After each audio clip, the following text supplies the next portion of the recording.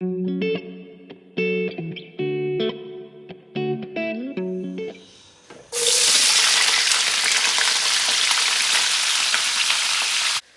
वालेकुम, welcome back to my channel Taraf Khan vlogs. I hope आप सब लोग बिल्कुल ठीक ठाक होंगे। अल्हम्दुलिल्लाह मैं भी बिल्कुल ठीक हूँ।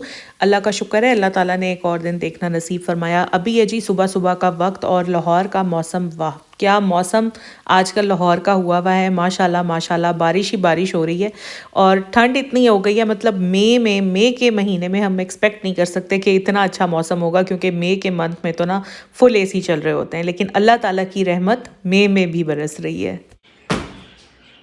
मैंने आप लोगों के साथ शेयर किया था ना अपने प्रीवियस व्लॉग में कि मेरी जो सफाई वाली हेल्पर है वो काम छोड़कर चली गई है और आज वो अपने पैसे लेने भी आ गई थी। देखें, पैसे लेने फटाफट आ जाती हैं लेकिन लिहाज बिल्कुल नहीं होता इन लोगों में। आप लोगों को शायद मेरी बात बुरी लगे, लेकिन जिनका इन हेल्पर्स से वास्ता पड़ता है ना, वो लोग बिल्कुल रिलेट करेंगे मेरी बात से। एनी हाउ, पॉइंट की तरफ आती हूँ। अभी मैंने मुकद्दस को ये कहा था कि तुम सोफ़ा वगैरह झाड़ लो अच्छी तरह से, कुशन्स ठीक कर दो, साथ में मैं यहाँ पर ब्रूमिंग कर लूँगी और तुम फिर मॉपिंग कर लेना। देखिए, लिविंग रूम तो ऐसी स्पेस होती है ना घर की जिसको डेली साफ़ करना ही पड़ता है, क्योंकि सारे घर वाले पूरा दिन यहीं बैठे रहते हैं। बेडरूम्स में तो रात को ही ऑब्वियसली जाते हैं।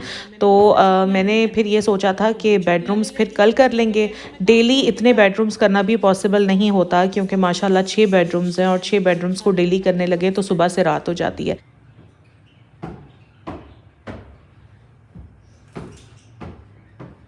अब मैं ये करूँगी कि डेली 2-2 बेडरूम में और मुकद्दस मिलके कर लिया करेंगे, उस तरह हमारे लिए इजी हो जाएगा और घर भी साफ़ रहेगा।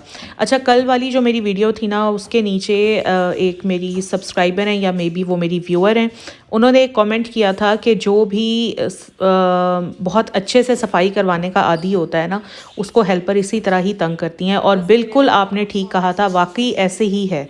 क्योंकि मुझे घर की सफाई बिल्कुल प्रॉपर और एकदम ज़बरदस्त किस्म की चाहिए होती है, तो इसलिए फिर मेरे साथ जो हेल्पर्स हैं ना, वो ये हशर करती हैं। हालांकि आप बिलीव करें कि जब भी कोई नई हेल्पर मेरे पास आती है तो मैं उसको सारा एक्सप्लेन करती हूँ कि मुझे ये काम चाहिए, और उसी के हिसाब से वो जो भी अपनी मतलब चार्जेस मांगती हैं, मैं उनको उनकी मुंह बोली प्राइस पे करती हूँ। लेकिन उसके बावजूद काम नहीं होता, और फिर जब काम नहीं होता तो फिर तंग आकर वो खुद ही छोड़कर चली जाती हैं।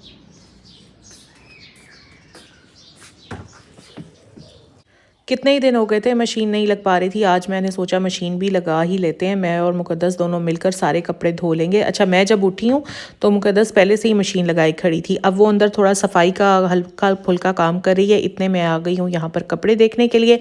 जितने कपड़े स्पिनर में थे वो मैं सारे निकाल कर इधर तार पर लटका रही हूँ। और मशीन में जो ये आपको पानी काला काला नज़र आ रहा है, ये गंदा हरगिज़ नहीं है। मेरे बेटे का एक ब्लैक कलर का ट्राउज़र था, ये सारा रंग उसका निकला हुआ है, इसीलिए मैं उस ट्राउज़र को ना सबसे लास्ट वाले चक्कर में डालती हूँ। तो बस ये मेरा लास्ट चक्कर है, इसके बाद बस कपड़े भी सारे धुल चुके हैं।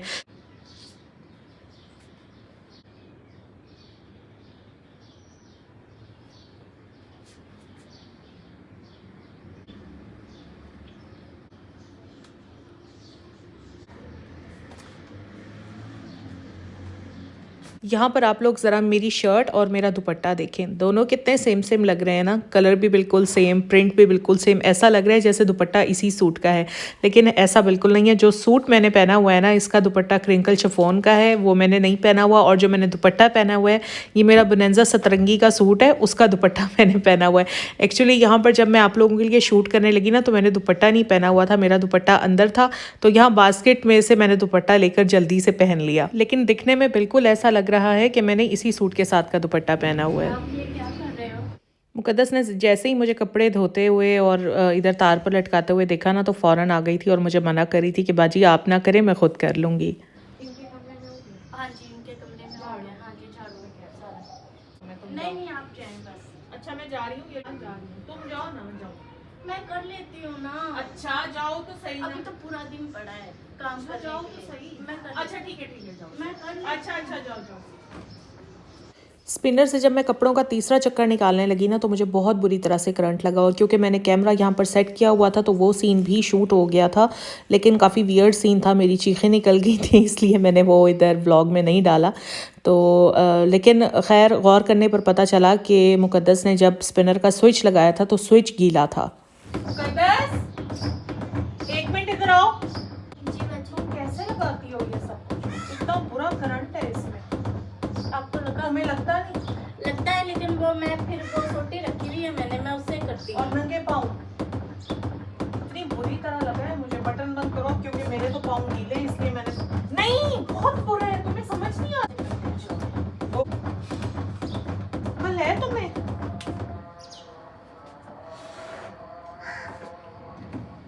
अभी नहीं हुआ ये, अभी नहीं, निकला ही उसको है। मैं ना वो करने लगी तुम हूँ। जूते पहन, तुम्हारे जूते कहाँ हैं? ऊपर है बगैर जूतों के नहीं लगाना आइंदा। जी। हाँ बुरा करंट लगा है। अल्लाह का शुक्र है बचत हो गई, फ़ौरन ही मैंने सदका दिया और अल्लाह का लाख लाख शुक्र अदा किया और मुकद्दस को भी समझाया कि लापरवाही मत बरता करो और मशीन लगाते हुए एहतियात किया करो, जूते पहना करो, तार या स्विच गीला ना होने दिया करो। बहरहाल यहाँ पर अब मैं बना रही हूँ जी चिकन और शिमला मिर्च। वक्तन फ़वक्तन अपने हर व्लॉग में मैं आप लोगों के साथ कोई ना कोई काम की बात ज़रूर शेयर करती हूँ, कोई ना कोई अवेयरनेस आप लोगों को ज़रूर देती हूँ। तो इसी तरह आज मैं आपको सैनिटरी नैपकिन्स के बारे में बताने के लिए जा रही हूँ। देखें ये तो हर फीमेल की बेसिक नीड है, तो इतना ज़रूर हमें पता होना चाहिए कि ऐसे कौन से मार्केट में सैनिटरी नैपकिन्स अवेलेबल हैं, एक तो जो कंफर्टेबल भी हों, जो रैश भी ना करें और जो अफोर्डेबल भी हों। वैसे तो बहुत ज़्यादा सैनिटरी नैपकिन्स मार्केट में अवेलेबल हैं, but recently I tried embrace sanitary napkins और इसीलिए मैंने सोचा कि मुझे पसंद आए हैं तो लाजमी मैं आप लोगों के साथ भी इसका रिव्यू शेयर करूं। इसकी मेजर क्वालिटीज़ मैं आपको बता देती हूँ कि एक तो आप बहुत कंफर्टेबल फील करेंगे इसको पहनने के बाद, सेकेंडली लीकेज नहीं होगी, थर्डली आपको रैश नहीं होगी, fourth one is super affordable for all of you. तो चलें अब मैं आपको बताती हूँ कि ये कितनी कैटेगरीज़ में अवेलेबल हैं। सबसे पहले जी हम देखते हैं एम्ब्रेस की ये कैटेगरी या ये वाला पैक।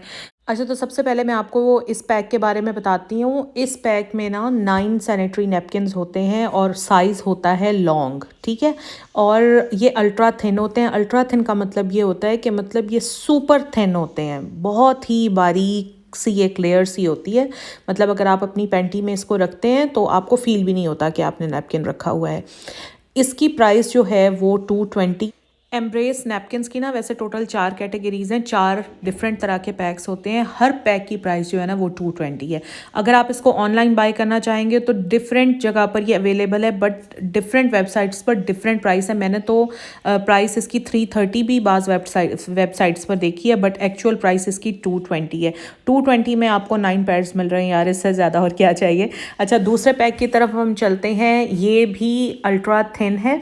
इस नैपकिन का जो साइज़ है वो एक्स्ट्रा लॉन्ग है, मतलब जिनको काफ़ी ज़्यादा फ्लो होता है ब्लड का तो फिर वो extra long sanitary napkins use करें, वो लॉन्ग ना यूज़ करें, ठीक है। और इस पैक में टोटल 8 सैनिटरी नैपकिन्स होते हैं। प्राइस इसकी भी 220 ही है। ये देखें जी प्राइस, ठीक है, 220 ईच पैक। अच्छा तो अब हम चलते हैं इसकी थर्ड कैटेगरी या थर्ड पैक की तरफ, जो कि होता है जी मैक्सी है नाम से। ये मैक्सिमम का एक्रोनिम होता है, एक्चुअली इसको हम मैक्सी बोलते हैं। और इसका जो नैपकिन का साइज़ है वो एक्स्ट्रा लॉन्ग है। बेसिकली ये उन लोगों के लिए है जिनका ब्लड फ्लो काफ़ी ज़्यादा होता है, ठीक है जी। और इसमें 8 सैनिटरी नैपकिन्स हैं।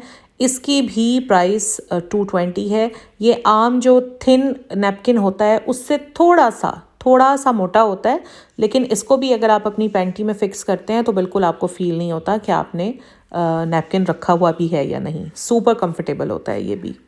फोर्थ पैक जो है एम्ब्रेस का वो होता है सेंसिटिव स्किन वालों के लिए। अल्ट्रा थिन ये सैनिटरी नैपकिन्स होते हैं जिनकी स्किन बहुत ज़्यादा सेंसिटिव होती है ना नैपकिन्स को लेकर, मतलब फ़ौरन ही रैश हो जाती है, ख़ारिश रहती है और वो लोग बिल्कुल भी नैपकिन्स नहीं पहन सकते, तो उनके लिए ये वाला पैक होता है, ठीक है जी। तो ये सारी डिटेल थी जो मैंने आपको बता दी है। मैंने सोचा कि एक नैपकिन निकाल के मैं आपको दिखा देती हूँ कि इसकी पैकिंग कैसी होती है। तो ये देखें जी, इस तरह से ये रैप हुआ होता है। और अक्सर आपने नोट किया होगा कि चाहे ऑलवेज़ ले लें आप, मॉलपेट ले लें, कोई भी आप नैपकिन ले लें, जब आप उसको डिस्कार्ड करने लगते हैं ना तो कितनी गंदी सी स्मेल आ रही होती है। तो इस नैपकिन में ना वो गंदी स्मेल भी नहीं आती। आप लोग ट्राई कीजिएगा, मुझे अच्छे लगे थे तो मैंने सोचा मैं आपके साथ शेयर करूं। वीडियो अगर अच्छी लगी है तो प्लीज़ लाइक करें, चैनल पर अगर आप नए हैं तो सब्सक्राइब करें। अपना ख्याल रखें, अल्लाह हाफिज़।